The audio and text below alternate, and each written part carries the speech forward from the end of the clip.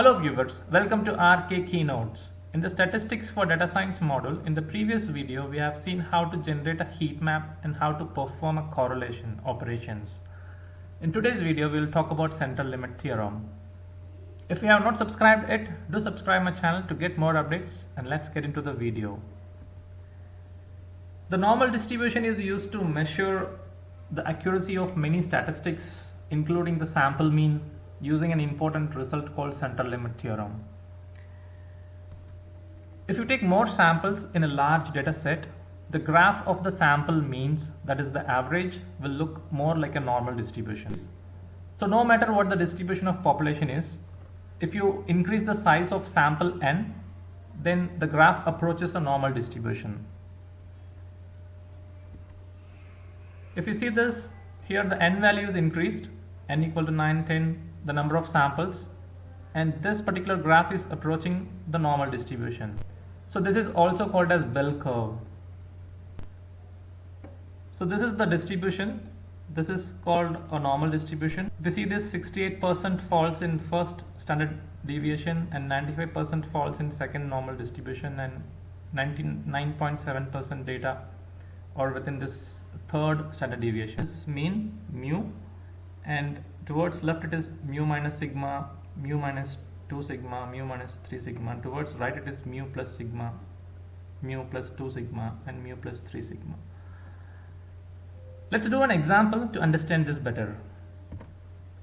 So here it is, a certain group is receiving a benefit of 110 rupees per week with standard deviation of 20 rupees. If a random sample is taken for 25 people, then what will be the probability of getting the benefits greater than 150 per week? Alright, so we know that this is a normal distribution problem. So let's draw a normal distribution graph. Okay, so the mean which is given is 110, right? Alright, so now we need to find the benefit greater than 120 per week. So 120 falls, so this is 110. So let's say that this starts from 0 and it will goes like this. Now the 120 might fall here. Okay, so the thing we should find is the area we should calculate is this part, right?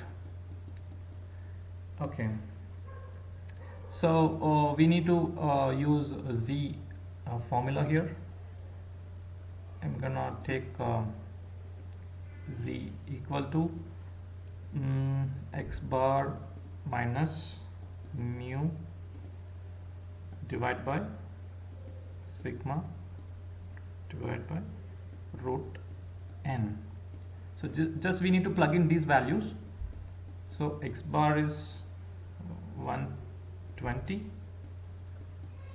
minus mu is 110, and sigma is, the standard deviation is 20, divided by number of samples, that is n, is 25. Alright, so this will be 10 divided by 20, root 25 can be written as 5, and 10 divided by 4, that is, you will be getting 2.5. Okay, so this area, the z score is 2.5. So now we need to look into a z table for this value. Let's take a z table, and the 2.5 falls right here. The value is 0.4938, that means 49.38%. So we know that these two halves are symmetrical, which means that this is 50%.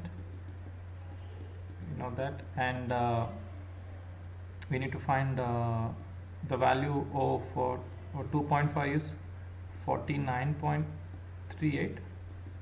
we have seen just now from the z table, and let's add these two, 50 and 49.38. This is 99.38, and this whole value until this is like 99.38 now. All right, so area under the curve is 100%, that is 1, we know that. So 100% minus this value 99.38, which means that the answer is 0.62%. So this is the benefit that they are going to get. So this is the final answer. So this is how central limit calculation can be performed, and I'll take you to simulation. Let's look into the simulation. I'm performing central limit theorem simulation from this website.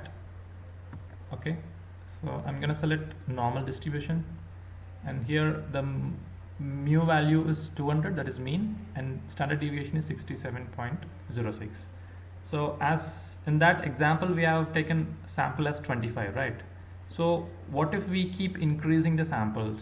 What happens? Let's check this. So now my n value sample is 2, so I'll be getting, the values will get plugged in the formula by default, and then the simulated output is shown here. And now if my sample is 9, I'm increasing my samples. Let's check this. So the value, the graph looks like this, and again my sample is 25. So you see that the shape is, you know, getting shrinking and all, but the output is normally distributed. So my sample is 36. Let's see what happens. So if you keep on increasing the samples, the output which you are going to get is a normally distributed curve, and n equal to 100. So here it is giving you the answer and all, and this is the graph. Hope you understood what is central limit theorem. In statistics, this is one of the important theorem to check whether the means are normally distributed or not. That's it. Hope you like this video. I would like to hear you in the comment section. Thank you.